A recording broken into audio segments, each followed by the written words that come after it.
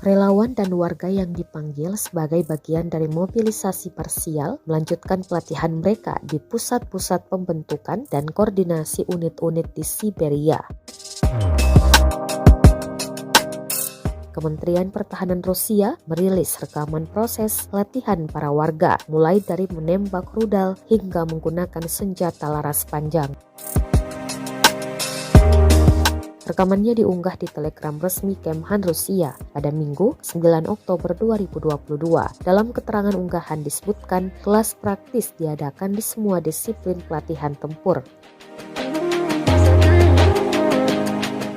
Prajurit mengasah keterampilan gerakan mereka di medan perang, menembak dari berbagai jenis senjata dan diuji dengan kendaraan lapis baja. Dalam beberapa hari mendatang, mereka yang dimobilisasi akan mulai berlatih mengemudikan tank dan menembak dari senjata mereka.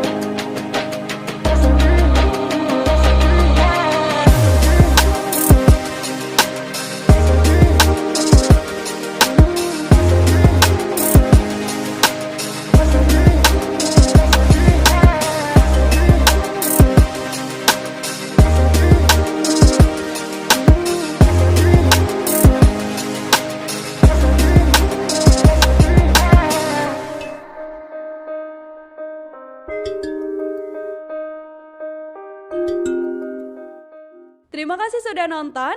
Jangan lupa like, subscribe, dan share ya.